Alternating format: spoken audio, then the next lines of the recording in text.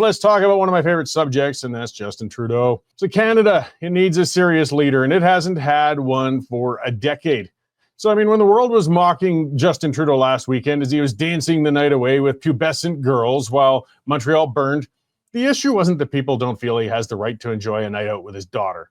It's just that it provided the perfect metaphor for his entire term in office. When other large, complicated, and important issues challenge Canada, Trudeau steps out and pulls some sort of infantile stunt.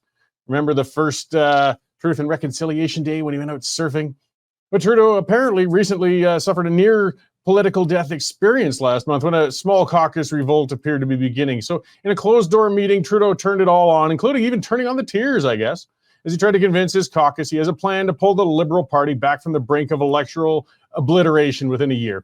With a month to work on it, Trudeau and Freeland released a grand plan to selectively give Canadians a 2-month break on GST payments while issuing checks in April for $250 to selected Canadians at a cost of somewhere around $4 billion.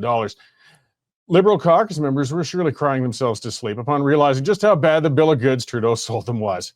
Trudeau's plan reeks of shallow political opportunism as he tries to buy the love of Canadians with their own money. He's been doggedly claiming the GST break will help Canadians struggling with the purchases of necessities, but this break doesn't apply to necessities. Trudeau's GST holiday applies to beer, fast food, crossword puzzles, and Christmas trees. Won't exactly help you struggling to pay the rent. The ill-conceived policy drops an accounting nightmare upon retailers. Now businesses have to change their accounting and billing systems to temporarily offer a break over 2 reporting periods on certain items while leaving the tax alone on others. In provinces with a blended sales tax system, the problem becomes even more nightmarish. This foolish stunt is going to cost untold cumulative millions for the extra bookkeeping and accounting costs for small businesses that are already struggling in Canada's lagging economy, while offering negligible benefits to them through any increased sales. I mean, come on, who's going to change their shopping habits on small purchases due to a 5% break? And those who are making big purchases, well, they're just going to defer them into that 2-month period. But we're not creating new sales, and few people are going to be realizing any real savings. The Trudeau payout in April is even more crass and simplistic than the GST holiday. The government's going to sink us, yes, more than $4 billion into debt to pay certain Canadians $250. Senior citizens, though, many of them, disabled people, students, other Canadians relying on social services, guess what? They're not going to get the payment. In other words, the dingbat omitted the very people who would need such a payment while giving a check to others who are making as much as $150,000 a year. I mean, these payments shouldn't be going out at all. But if you must, you should be targeting the people who need them most desperately. Trudeau did the opposite because he's a twit. Trudeau's disconnect with common Canadians was well displayed, though, with his little Taylor Swift performance. I mean, tickets for that concert ranged in the thousands, and most Canadians couldn't even dream of being able to send their daughter to it. Trudeau had the means to attend, and hey, good for him. That's fine.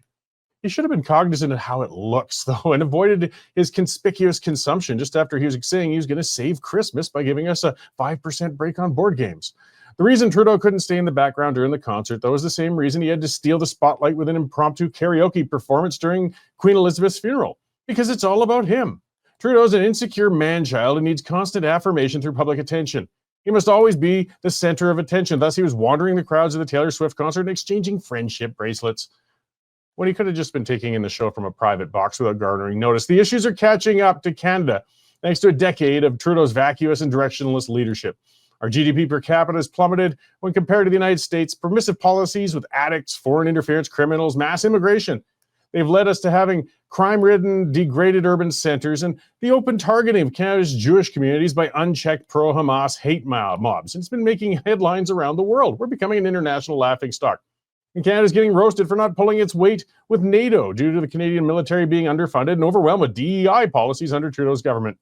In short, Trudeau has deferred every tough task in front of him since becoming prime minister, and now the nation is a mess.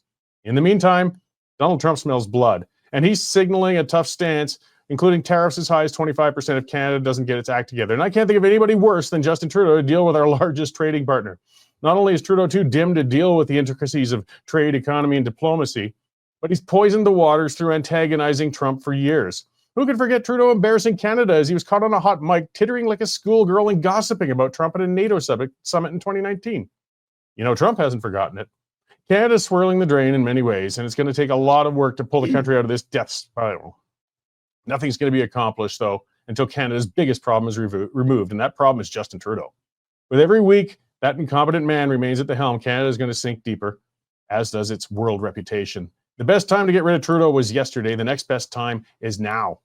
We've got to get that man out of there, guys, because you know what? Things can always get worse.